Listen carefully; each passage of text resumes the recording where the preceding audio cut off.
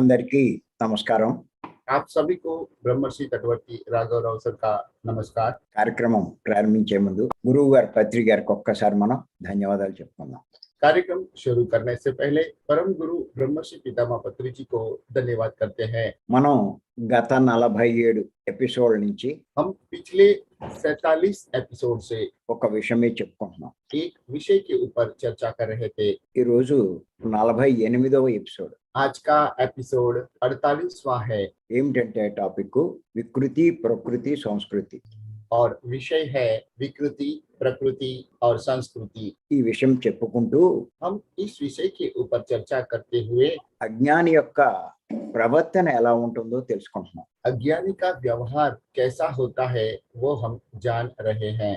ఈ రోజు ఇంకొక విషయం తెలుసుకుందాం. आज एक और विषय के प्रति जानकारी प्राप्त करेंगे। భగవంతుడు సర్వాంతర్యామి అని అంటూ भगवान सर्वांतर्यामी ऐसा बोलते हुए ఆయనను ఆలయాలలో చీలలో उनको मंदिरों में मंदिर तरफ आलय तरफ తెచ్చి चर्च में మసీదుల్లో मस्जिद में మాత్రమే ఉన్నట్టుగా मात्र ही रहते हैं ऐसा सोचकर ప్రవర్తించడం, व्यवहार करते हुए మిగిలిన చోట్ల बाकी और जगह पे ఆయన లేనట్టుగా वे नहीं रहते हैं ప్రవర్తించడం ऐसा व्यवहार करना అన్నది అజ్ఞాని లక్షణం. यह भी अज्ञानी का लक्षण है।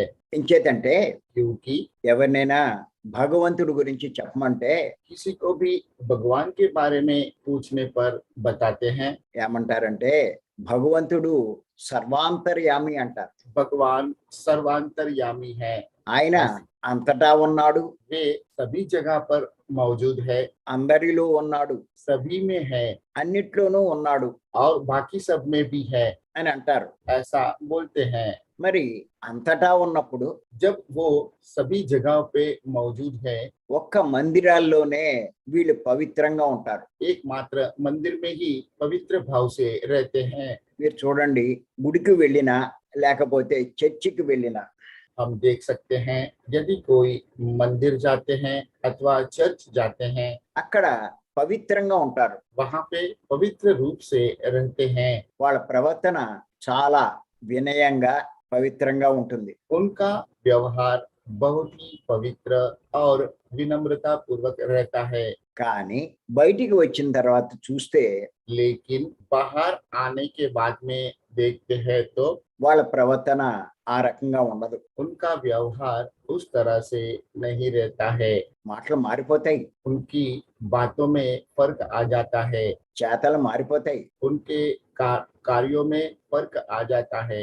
మరి ఎందుకు ఇలా ప్రవర్తిస్తారు? इस तरह से क्यों व्यवहार करते हैं? మరి భగవంతుడు అంతటా ఉన్నప్పుడు जब भगवान हर जगह पे हैं, అంతటా పవిత్రంగా ఉండాలి కదా, हर जगह पे भी पवित्र भाव से रहना चाहिए ना, ఎందుకు ఉండట్లేదు? क्यों नहीं रहते हैं? అడిగితే చెప్తున్నారు, पूछने पर बता तो रहे हैं, కానీ చెప్తున్నారు అంటే తెలుసున్నట్టే లెక్క.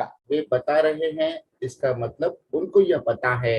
మరి తెలిసిన వాడు అన్ని చోట్ల పవిత్రంగా ఉండాలి. जब जानते हैं तो हर जगह उन्हें पवित्र भाव से रहना चाहिए। మరి లేకపోతే వాడు అజ్ఞానంలో ఉన్నట్టే లెక్క. यदि इस तरह से नहीं रह पाता है तो अभी वो अज्ञान में है ऐसा मान सकते हैं। అలాంటి అజ్ఞానం ఉన్నట్లయితే यदि इस तरह का अज्ञान रहता है तो గుడిలో ఎంత పవిత్రంగా ఉన్నా मंदिर में जितना भी पवित्र भाव से रहने पर भी బయట చెయ్యకూడని పనులు చేస్తాడు, बाहर नहीं करने वाले सभी कार्य कर लेते हैं, పాపాలు చేస్తాడు, पाप कर्म करते हैं, అధర్మంగా వ్యవహరిస్తాడు, अधर्म पूर्वक व्यवहार करते हैं, హింసలు కూడా చేస్తాడు. हिंसा भी करते हैं, వాటి ఫలితం తర్వాత కష్టాల రూపంలో అనుభవిస్తాడు. जिनका फल बाद में मुसीबतों के रूप में, तकलीफों के रूप में अनुभव करना पड़ता है। ఇది ఎందుకు జరుగుతుంది? यह सब क्यों हो रहा है? భగవంతుడి గురించి సరైన అవగాహన లేకపోవడమే. भगवान के प्रति सही समझ नहीं होने की वजह से हो रहा है। ఊరికే అంటే సరిపోదు, खाली बोलने से नहीं चलता है, ప్రవర్తనలో కూడా దానికి తగ్గట్టుగా ఉండాలి. व्यवहार में भी उसके अनुरूप रहना चाहिए। మనం కనుక గమనిస్తే यदि हम देखते हैं బయట ఎన్నో నేరాలు చేస్తున్నాడు, बाहर अनेक तरह के गुनाहें हो रहे हैं, హింస చేస్తున్నాడు, हिंसा हो रहे हैं, ఆ జీవులను ప్రాణులను హింసిస్తున్నాడు, बहुत से जीवियों को प्राणियों को हिंसा दे रहे हैं, చంపుతున్నాడు, मार रहे हैं, వాటి మాంసం భక్షిస్తున్నాడు. उनका मांसाहार का सेवन कर रहे हैं। మరి బయట ఇన్ని పనులు చేస్తూ ఉంటే భగవంతుడు చూడడా?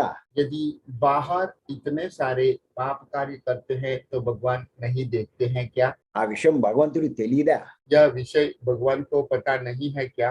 మరి ఆయన శిక్షించడా? तो वे इनको शिक्षा नहीं देंगे क्या?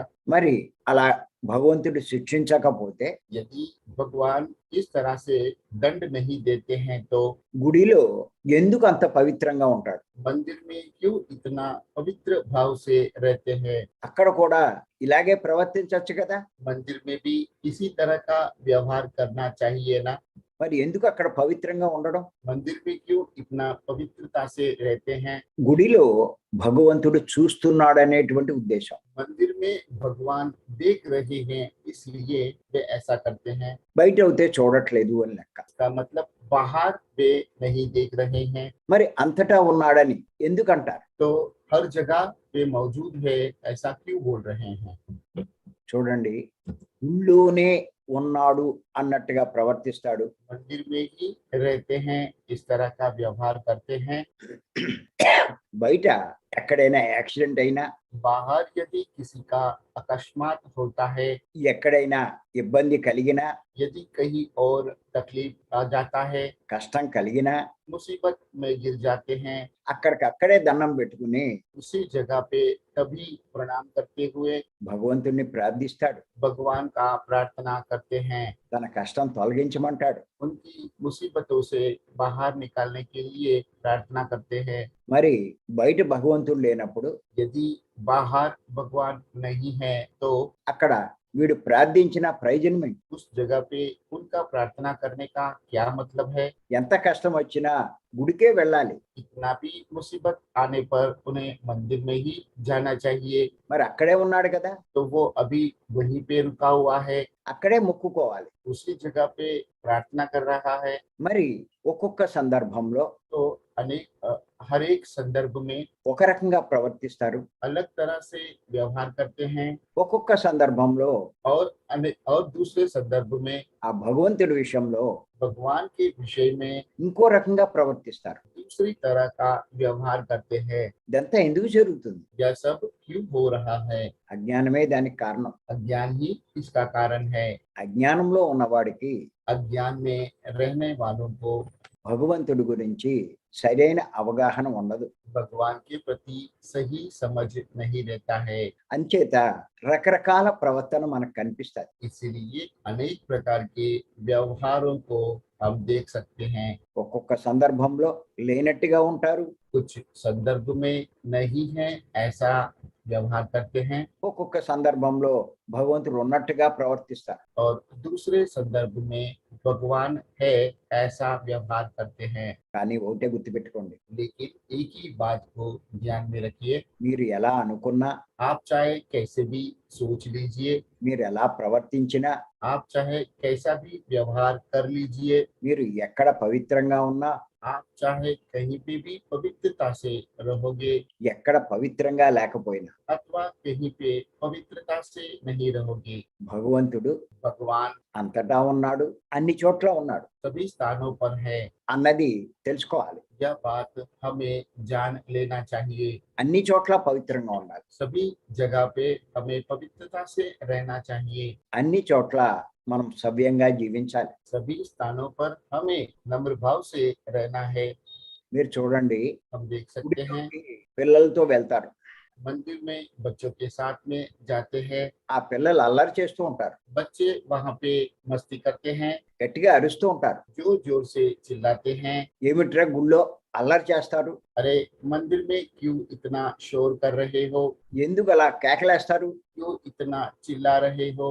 అని చెప్పి జాగ్రత్తగా ఉండండి, ऐसा बोलते हुए सावधानी से रहने के लिए कहते हैं। ఇలా తప్పు అని కూడా ఇలా చెప్తారు. इस तरह का व्यवहार गलत है ऐसा बोलते हैं। అంటే దాని అర్థం ఏమిటి? तो इसका मतलब क्या है? వాళ్ళంతట వాళ్ళు పిల్లలకి ట్రైనింగ్ ఇస్తున్నారు. अपने आप ही वे बच्चों को ट्रेनिंग दे रहे हैं। ఏమని అంటే గుళ్ళో పవిత్రంగా ఉండు, उनके ऐसा बोलते हैं कि मंदिर में पवित्रता से रहो, బయట నీ ఇష్టం అన్నట్టుగా చెప్తున్నారు.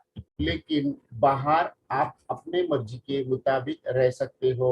ఎందుకు అలా చెప్తున్నారు? क्यों ऐसा बोल रहे हैं? గుళ్ళో దేవుడు ఉంటాడు, मंदिरों में भगवान रहते हैं, అంచేత పవిత్రంగా ఉండాలి. इसीलिए पवित्रता से रहना है। మిగతా చోట్ల ఉండడు కాబట్టి और जगहों पे नहीं रहेंगे, इसीलिए నీ ఇష్టం आपकी मर्जी। అన్నట్టుగా వాళ్ళకి చెప్తూ ఉంటారు.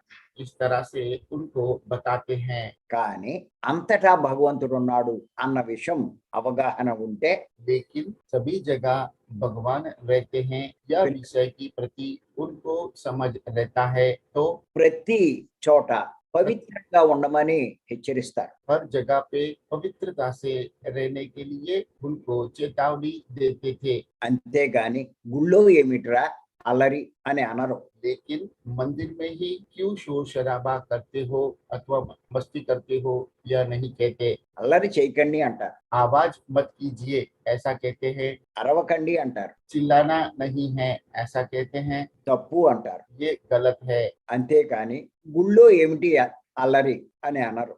लेकिन मंदिर में क्यों इतना आवाज करते हो ऐसा नहीं बोलते हैं। అంచేత ఇలా ప్రవర్తిస్తున్నారు అంటే అజ్ఞానమే దానికి కారణం. इसलिए इस तरह का व्यवहार करते हैं, इसके पीछे अज्ञान ही कारण है। అంచేత మనం అజ్ఞానం తొలగించుకోగలిగితే, इसलिए यदि हम अज्ञान को दूर कर पाते हैं तो జ్ఞానం పొందితే ज्ञान प्राप्त करेंगे, तो అంతటా పవిత్రంగా ఉంటాం, हर जगह पवित्रता से रहेंगे, అన్ని చోట్ల పవిత్రంగా ఉంటాం, सभी जगहों पर पवित्रता से रहेंगे, అన్ని చోట్ల భగవంతుడు ఉన్నట్టుగా ప్రవర్తిస్తాం. सभी जगह पे भगवान रहते हैं, उस तरह का व्यवहार करते हैं, తప్పులు చెయ్యం, गलतियां नहीं करेंगे, పాపాలు చెయ్యం, पाप नहीं करेंगे, కష్టాలు తెచ్చుకోం मुसीबतों को न्योता नहीं देंगे। అని చేత తెలుసుకోండి. इसलिए जान लीजिए, అజ్ఞానంలో ఉంటే यदि अज्ञान में रहेंगे तो మనకి తెలియకుండానే हम नहीं जानते हैं फिर भी కష్టాలు తెచ్చుకుంటాం. मुसीबतों को लाते हैं। కానీ జ్ఞానం పొందితే लेकिन यदि ज्ञान प्राप्त करते हैं तो అన్ని చోట్ల పవిత్రంగా ఉండి सभी जगहों पर पवित्रता से रहते हुए కష్టాలే తెచ్చుకోం. मुसीबतों को न्योता नहीं देंगे। గుర్తుపెట్టుకోండి, మన అజ్ఞానమే మన కష్టాలకు కారణం. हमारा अज्ञान ही हमारे मुसीबतों का कारण है। అందుకే పత్రి గారు అంటారు, इसीलिए पत्री जी कहते हैं, నీకు ఏమాత్రం దుఃఖం కలిగినా यदि आपको लेश मात्र दुख भी होता है నువ్వు అజ్ఞానంలో ఉన్నట్టే అని అంటారు. तो आप अभी भी अज्ञान में हो ऐसा बोलते हैं। చేత ఈ విషయాలన్నీ మనం తెలుసుకోవాలి. इसीलिए यह सभी विषय हमें जान लेना है। ప్రతి ఒక్కరూ దుఃఖం ఉండకూడదంటారు. हर कोई दुख नहीं रहना चाहिए ऐसा बोलते हैं। దుఃఖం ఉండకూడదు అంటే दुख नहीं रहना चाहिए इसका मतलब అజ్ఞానంలోంచి బయటపడవలసిందే. अज्ञान से बाहर आना ही पड़ेगा।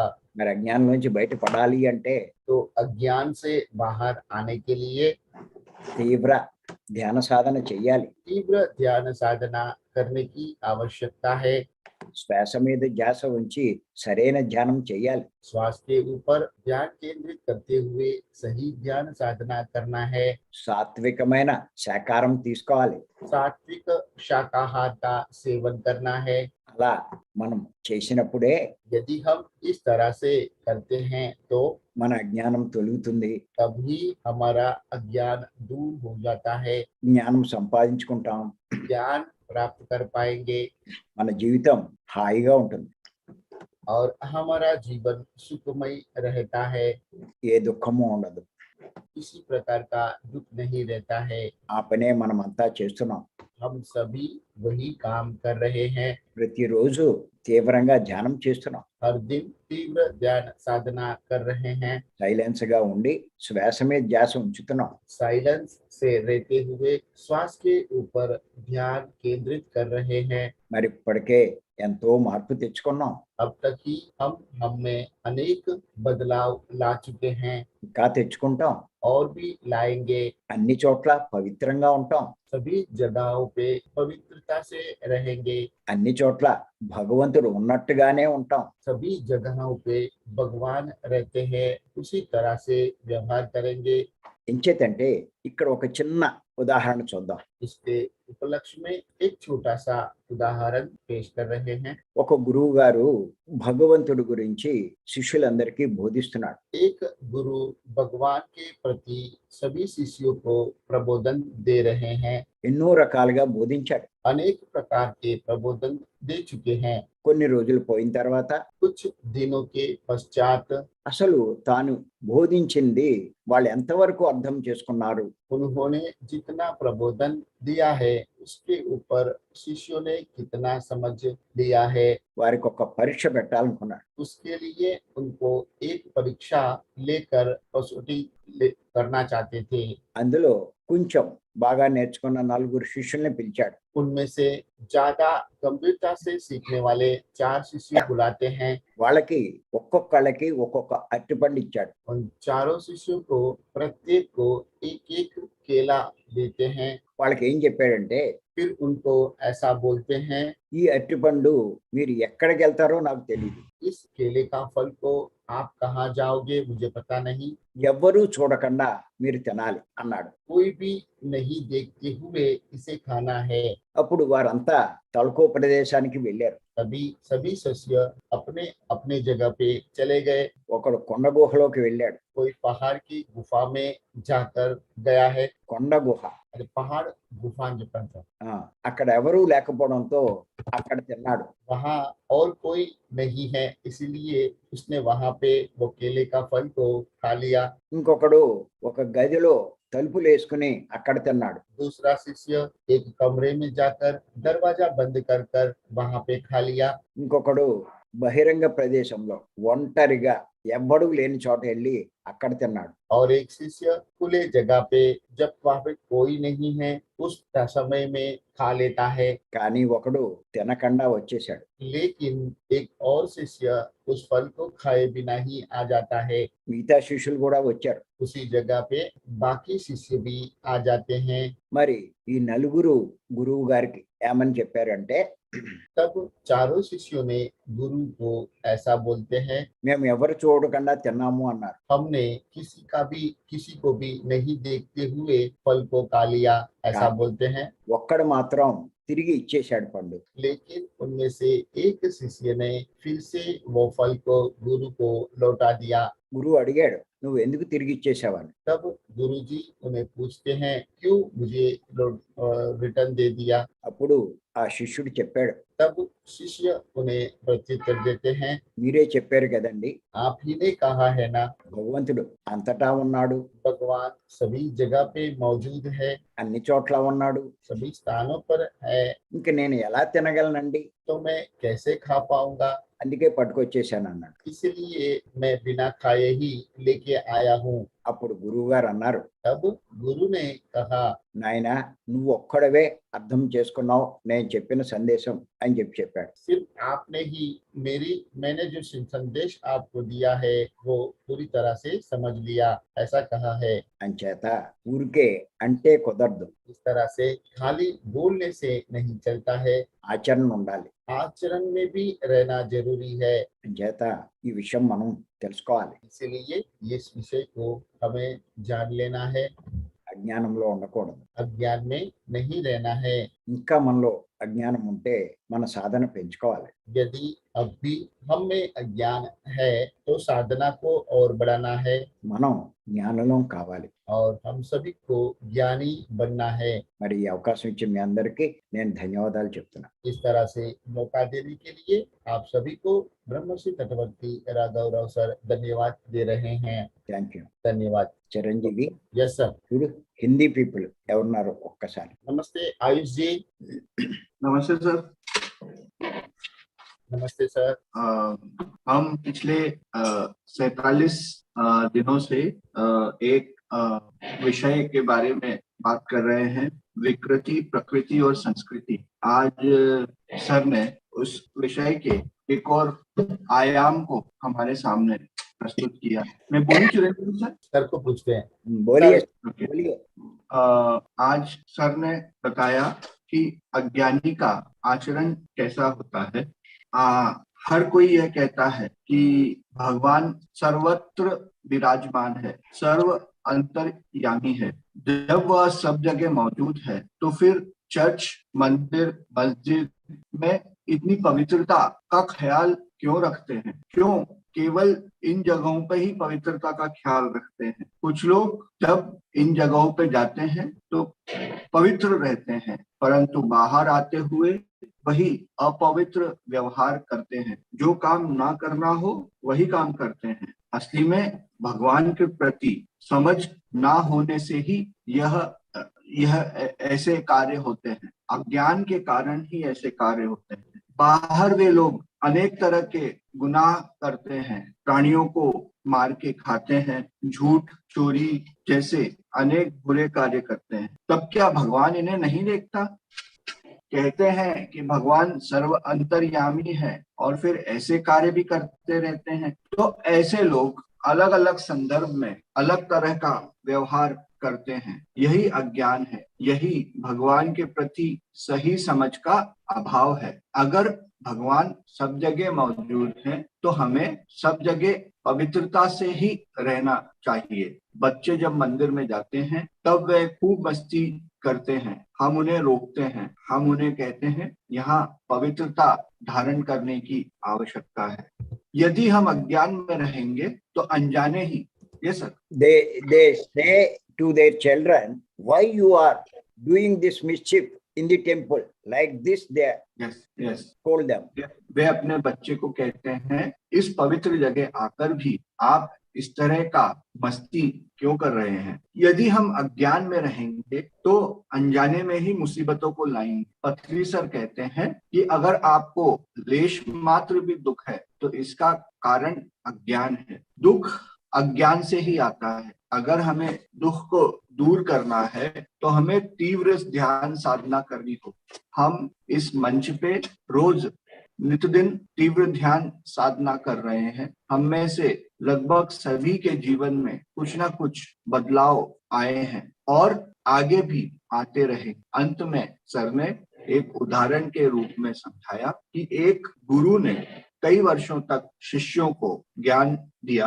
अंत में उनकी परीक्षा लेने हेतु सभी को एक एक फल दिया और कहा 4 शिष्यों को लिया और चारों को कहा कि इस फल को वहां खाना जहां तुम्हें कोई भी ना देखता हो। तो एक शिष्य गुफा के अंदर गया, देखा कि वह अकेला है, उसने फल को खा लिया। दूसरा शिष्य एक अकेले कमरे में गया, वहां उस फल को खा लिया। तीसरा शिष्य एक सुनसान जगह पे गया, एकांत जगह पे गया, वहां पे उस फल को खा लिया। चौथा शिष्य वह फल नहीं खा पाया। जब चारों शिष्य एकत्रित हुए गुरु के समक्ष तो इस चौथे शिष्य ने वह फल गुरु को लौटा दिया और कहा कि आपने गुरुजी शिक्षा दी है कि भगवान सर्वत्र विराजमान है, तो मुझे कोई ऐसा अवसर नहीं मिला, कोई ऐसी जगह नहीं मिली जहाँ पे कि भगवान ना हो, जहाँ पे मुझे कोई ना देखता। अतः यह फल मैं आपको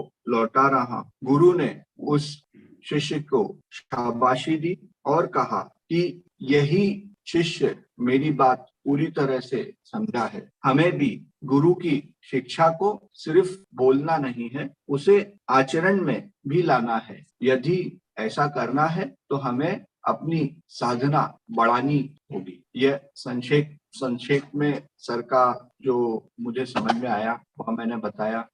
तटवर्ती सर को बहुत बहुत प्रणाम। हर दिन सर इतनी अच्छी अच्छी शिक्षाएं देते हैं, एक विषय को अलग अलग आयाम में हमें समझाते हैं जिसमें पूर्ण रूप से वह विषय हमें समझ में आ जाए। तटवर्ती सर को बहुत बहुत प्रणाम। Thank you sir. Thank you, thank you. आत्मवंदन सर, आत्मवंदन। नमस्ते। आत्मवंदन सर, तत्वती सर। नमस्ते, नमस्ते। सर अपना वीडियो ऑन करेंगे। Sir, please unmute, sir. You are in mute. Anil yes जी, सर। जी अब बताइए sir. Sir good morning sir. Chiranjeev sir, आपको भी गुड मॉर्निंग। यहाँ ध्यान में सब बैठे हैं, सबको मेरा आत्मवंदन। जो आयुष जी ने जो बात कही, बहुत अच्छी बात कही उन्होंने, और सर का जो आज का जो विचरण था बहुत अच्छा था। Thank you sir, thank you sir. So you have understood the essence. Sir आज का संदेश आपको समझ में आ गया है ना? Yes sir. Thank you.